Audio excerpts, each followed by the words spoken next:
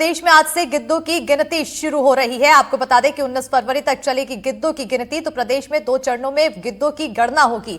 शीतकालीन और ग्रीष्मकालीन गिद्ध गणना करेंगे तो एमपी में गिद्धों की संख्या 10,000 पार बताई जा रही है। टाइगर, चीता और तेंदुआ स्टेट वाले मध्य प्रदेश में आज से गिद्धों की गिनती शुरू होगी, जो 3 दिन तक चलेगी। प्रदेश में गिद्धों का कुनबा लगातार बढ़ा जा रहा है और आपको बता दें कि इसके चलते पिछली 2 गणना में गिद्धों की संख्या प्रदेश में सबसे ज्यादा है।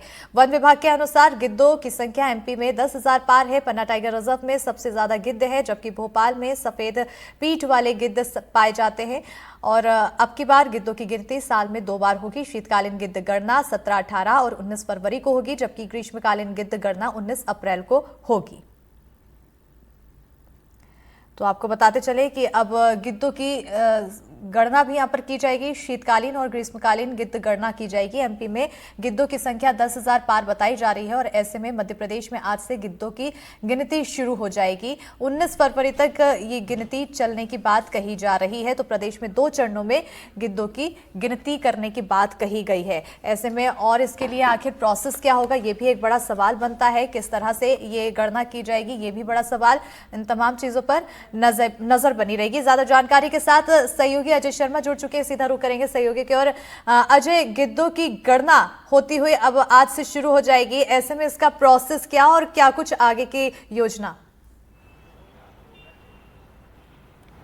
देखिए, राज्य सरकार के वन विभाग ने लगातार गिद्धों के संरक्षण, उनके संवर्धन के लिए काम किया था। पिछले कुछ अर्से में, तकरीबन पिछले 3 से 4 सालों में लगातार गिद्ध प्रजनन केंद्र राजधानी भोपाल के कलियासोत डैम पर बनाया गया था। वहां पर खासतौर पर इनकी कम होती हुई संख्या के बाद सरकार चेती थी, वन विभाग चेता था और उसके बाद गिद्ध प्रजनन केंद्र बनाया गया। कलियासोत डैम के किनारे बने इस प्रजनन केंद्र की बहुत अच्छे तरीके से मॉनिटरिंग की गई थी। बेहतर तरीके से गिद्धों के संवर्धन और संरक्षण को लेकर काम किया गया था। यही कारण रहा कि गिद्धों की संख्या में तेजी से न सिर्फ इजाफा हुआ, बल्कि इनका प्रजनन काल भी तेजी से बढ़ा। इसके बाद अलग अलग क्षेत्रों में इनके प्रजनन की प्रक्रिया को शुरू किए गए। खासतौर पर जो टाइगर रिजर्व क्षेत्र थे, जो वन क्षेत्र थे, जो सघन वन क्षेत्र थे, वहाँ पर वन विभाग ने काम करना शुरू किया। उसके बाद फिर इस प्रक्रिया में तेजी लाई गई तो उसके परिणाम बेहतर और सकारात्मक देखने को मिले। यही कारण है कि मध्य प्रदेश में गिद्धों की संख्या न सिर्फ तेजी से बढ़ रही है, बल्कि इनका प्रजनन काल भी सफल हो रहा है। यही कारण है कि आने वाले 3 दिनों गिद्धों की जो है संख्या गणना की जाएगी और उनकी जनसंख्या पर बेहतर तरीके से वन विभाग एक रिपोर्ट बनाने वाला है। खास तौर पर जो बैठे हुए गिद्ध हैं अलग अलग स्थानों पर, उनकी ही गणना पर फोकस किया जा रहा है और सरकार और वन विभाग की ऐसी मंशा है कि गिद्धों का प्रजनन काल जो होता है वो बेहतर तरीके से हो और ख़ास तौर पे जो ठंड के बाद का वक्त होता है उसमें ना सिर्फ गणना की जाती है, बल्कि पिछले ठंड में जिस तरीके से उनका प्रजनन काल सफल रहा था उसके बाद से अब गिनती की जाएगी और गिनती के बाद एक रिपोर्ट जो है विस्तृत बनाई जाती है। क्योंकि सरकार ने एक बड़ा प्रोग्राम लॉन्च किया था वन विभाग ने और उस प्रोग्राम के तहत गिद्धों के संवर्धन संरक्षण को लेकर सरकार ने लाखों करोड़ रुपए का बजट खर्च किया था। उसके परिणाम भी देखने को मिले थे। अब ये गणना बताई गई कि पिछले कुछ अरसे में, पिछले कुछ सालों में गिद्धों की संख्या कितनी बढ़ी है और सरकार ने जो प्रयास किए थे वो कितने सफल रहे हैं, ये देखना होगा। बायोडाइवर्सिटी के लिए और जो जंगलों की स्थिति है वहाँ के लिए सरकार ने ये पूरी पहल की थी। अब आने वाले समय में वक्त बताएगा कि सरकार की ये पहल कितनी सफल होती हुई दिखाई देती है। बिल्कुल अजय, ये तो आने वाले समय या जब गणना होगी और उसकी पूरी रिपोर्ट सामने आ जाएगी उसके बाद ही पता चल पाएगा कि सरकार की जो पहल थी वो कितनी सफल हो पाई है।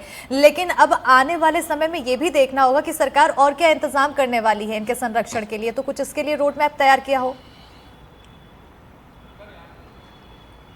देखिए, कुछ केंद्र बनाए गए थे, कुछ टाइगर रिजर्व क्षेत्र में बनाए गए थे। जैसे राजधानी भोपाल में ही एक केंद्र बनाया गया था, उसके अलावा अलग टाइगर रिजर्व क्षेत्रों में केंद्र बनाए गए थे।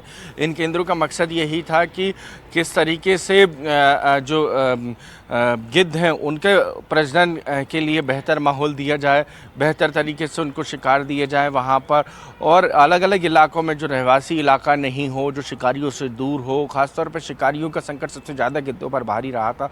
पिछले कुछ अरसे में पारधी गिरोह ने काफ़ी बड़े पैमाने पर अलग अलग क्षेत्रों में आंकड़े बना के और जाल बिछाकर गिद्धों का शिकार किया था। यही कारण था कि ये बिल्कुल लुप्तप्राय प्रजाति पर पहुंच रही थी ये प्रजाति।